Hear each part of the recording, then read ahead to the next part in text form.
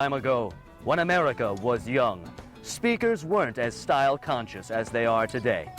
They didn't have to be. Listeners would willingly sit through long debates and sermons. But in today's mass media-dominated world, style is a big influence. You can bet rhetorical events of long ago would have been a lot different if speakers had to heed today's strict emphasis on style. The challenger is a Republican. The incumbent is a Democrat. But when these two minds go head-to-head, it's all out war. Lincoln, Douglas, Douglas, Lincoln. Watch the Lincoln-Douglas debate live from Illinois.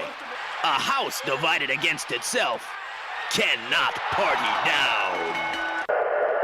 Style is a pattern of choices that distinguishes one speech from another. How you use language is really what determines the style of your speech.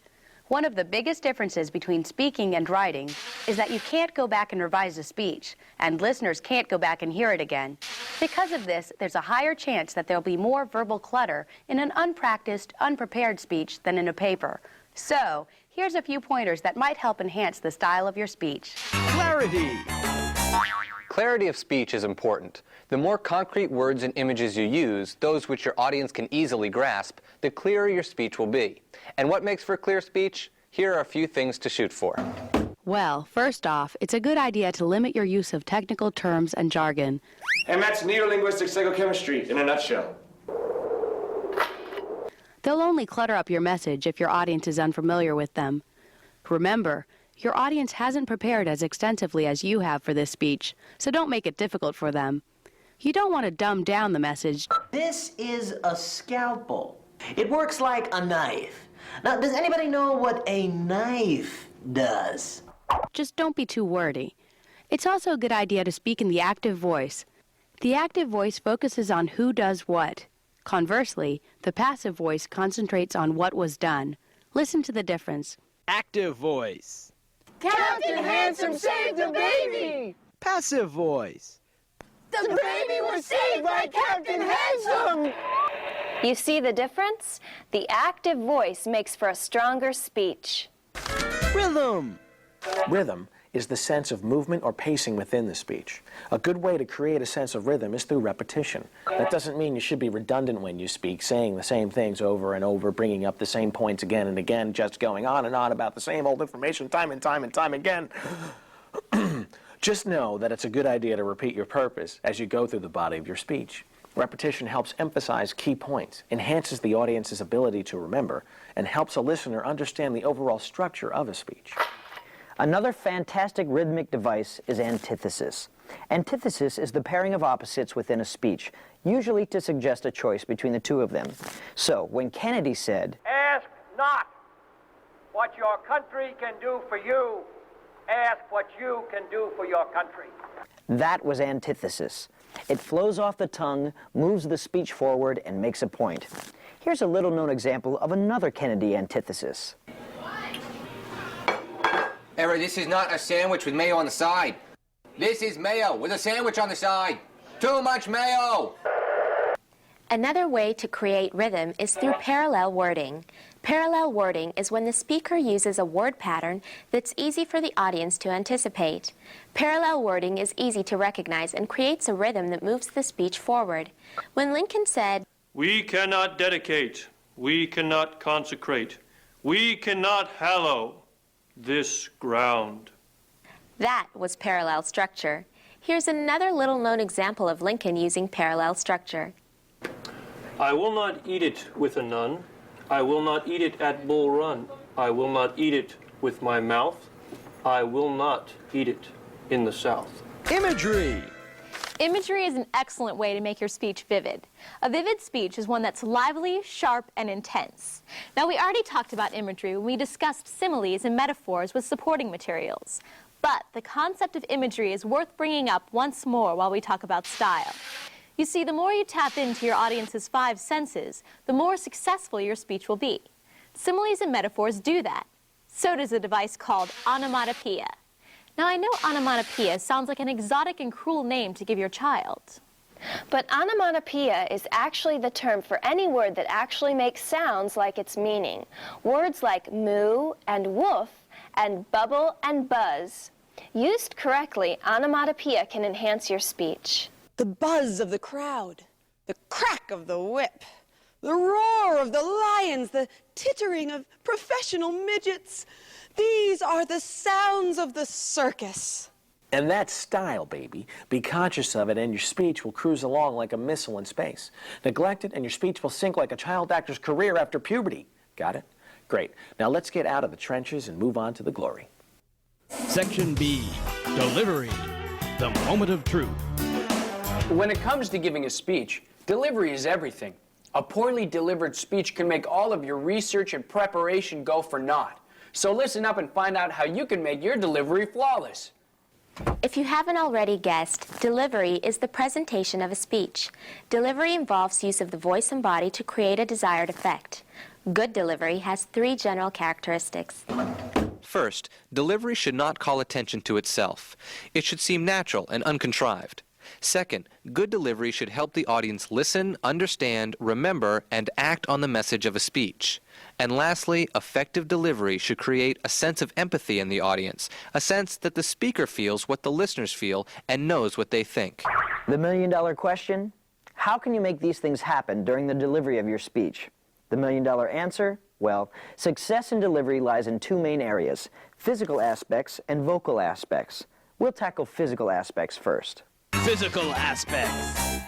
Use of the body and physical movement will always influence an audience's first impression of a speaker. It'll also affect their willingness to take the speaker seriously. Changes in bodily placement and physical movement can even help mark transitions in a speech and keep an audience focused on the main message. The gist of all this? Physicality is important while delivering a speech. That in mind, let's look at a few aspects of appearance and body movement and find how they can work for you. Attire. What you wear really depends on the event at which you're delivering the speech. Some settings are formal, some more casual. So it's really important to know as much as possible about your setting before the speech.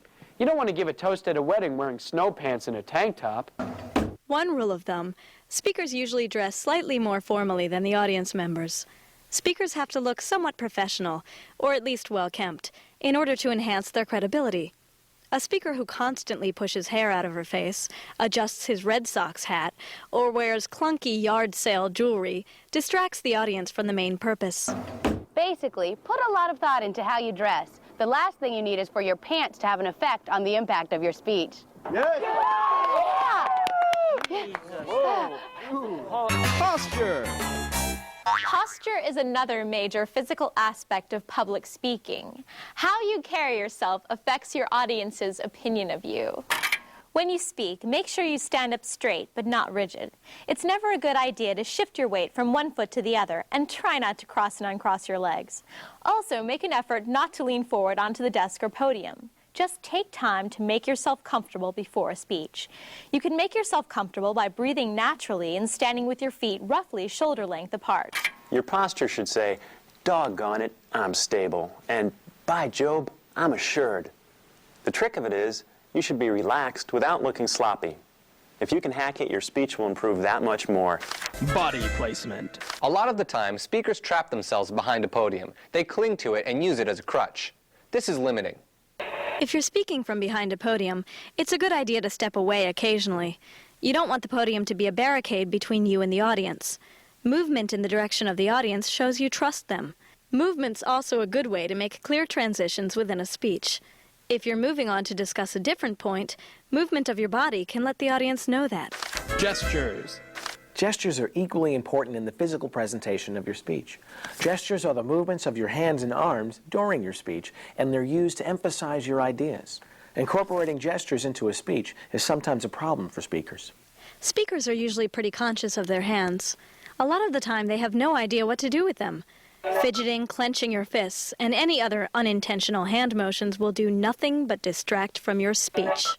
Well-timed, well-conceived hand gestures can really enhance a speech. Facial expressions. Facial expressions are bound to be an important part of your speech. If you're talking about something sad, you're going to look sad. If you're talking about something frustrating, you're going to look angry. And if you're talking about how great celery is, you're going to want to convey a look that says, "Hey, I enjoy celery." In any case, you want to make sure that your facial expressions are appropriate to the subject matter of your speech. Somebody who smiles all the way through a serious speech will lose their credibility real quick. And that's why it's important for us to fight against all forms of disease. One really important point to remember about facial expression is that eye contact is extremely essential. In mainstream American culture, somebody who's unable to look a person in the eye is perceived as having something to hide. Also, speakers who don't look at the audience can't see how the audience is reacting. The audience's facial expressions can give clues about what interests them in a speech and what doesn't. This feedback can help you adjust the speech to their needs. But if you try to make eye contact with everyone in the room, you'll look like a jackrabbit hopped up on caffeine and sugar. Your best bet is to mentally divide the room into 3 or 4 parts and shift your focus between these areas. This way, every listener will feel like you're directly talking to them. Vocal aspects. The easiest way to make a speech fun and memorable for everybody involved is to make changes in the use of your voice. That's called vocal variation, and it's also one of the ways the audience will judge your credibility. That's why right here and now, we're going to discuss some of the most important dimensions of voice. Stuff like volume, pitch, rate, and pausing. Volume. Volume refers to loudness of voice. Most of the time, the volume of your speech will depend on the size and shape of the setting it's delivered in. If you're in a large, open barn, you'd better be loud. If you're in a tiny cafe, your voice should be softer. In any event, being too loud or too soft can be a problem. Speak too soft. We will fight the enemy on the land, in the sea, in the air. And the audience will strain to hear you. But speak too loud. Choosing the right couch is important for any homeowner. And the audience will feel uncomfortable. So make sure you hit the right balance. In addition to controlling the volume for the whole speech, changing the volume at certain points in the speech can help emphasize important ideas. Raising your voice stresses a really dramatic or important point, and lowering your voice causes the audience to really concentrate on what's being said. Use these techniques wisely. They're valuable tools indeed. Pitch. Pitch is the placement of voice on the musical scale, ranging from high to low. You know, like in singing. A soprano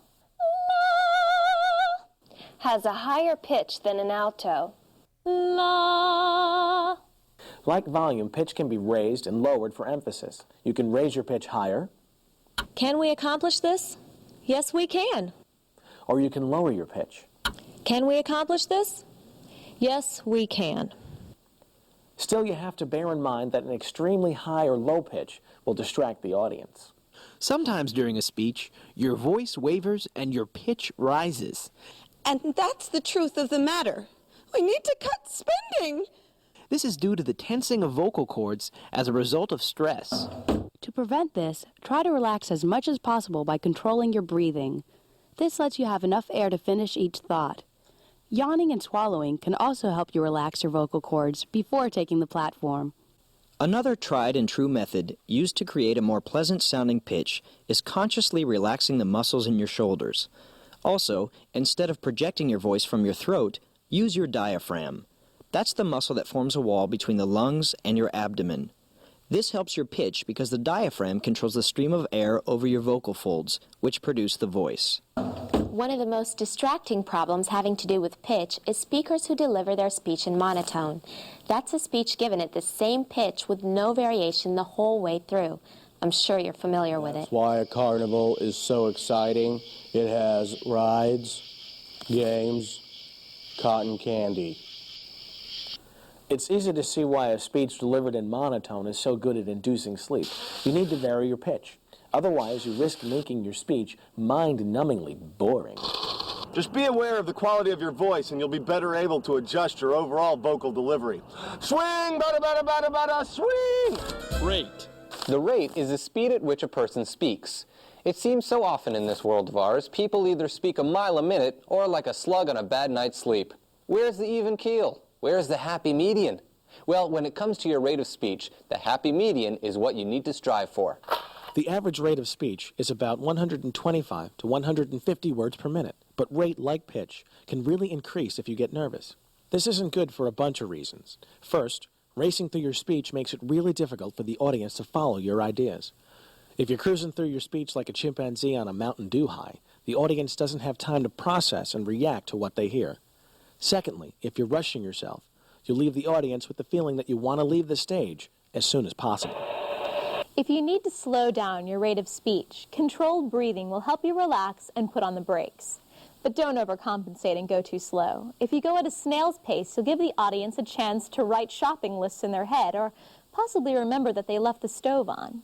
So keep that rate even, unless you have something you want to emphasize. A lot of the time, varying your rate can be critical. For example, slowing down your rate can communicate serious, calmness, or sadness. And if we don't save our environment, who will save us? While speeding up your rate can convey suspense or anger. Lumberjacks cut down trees every day. Corporations bulldoze forests. But how can we live without shade? So don't be afraid to vary your rate. Changing your rate as you go can really affect the meaning of your speech. Enunciation. Enunciation is kind of similar to articulation. Enunciation is precision and distinctness in sounding words, so you have to make sure to speak distinctly. Then again, just like everything else, this rule isn't gospel. Some people over-enunciate, speaking in an overly precise fashion. George Jefferson. Who is he, and what does he have to do with you? This can come off as pompous and condescending.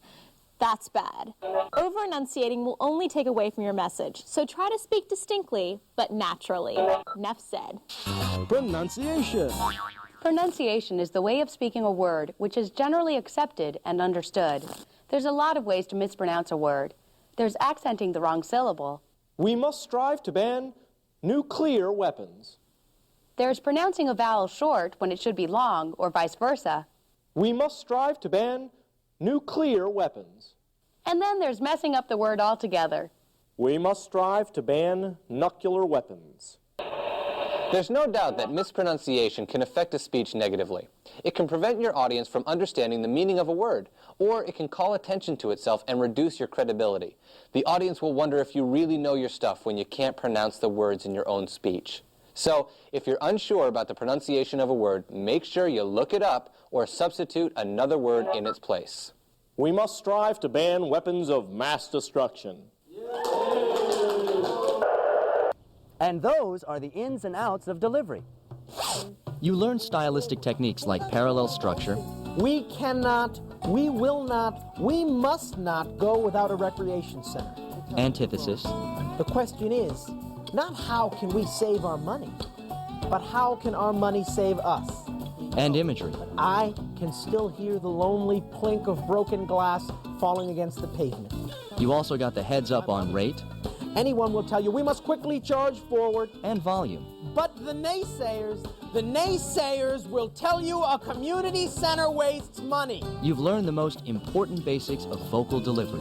Keep them in mind and the audience just might fall down at your feet. Jim, they'll yell, or Terry, or whatever your name is. Your speech is so good, we would like to buy you lunch and give you money. And you'll be happy. Happy like a fox. Because you know all they want is your public speaking secrets. Don't give them away. Make them earn it. You'll be glad you did. And that's the end of our program. Now you can sit back and let all that newfound public speaking knowledge sink in. Or you can get out there and speak up a storm. If you have any questions, just give us a call at 1-800-238-9669. And for more information, check us out on the web at www.standarddeviance.com. Good luck on your future speaking endeavors. And by the way, if this program pays off and you become famous or wildly successful, mention us, okay?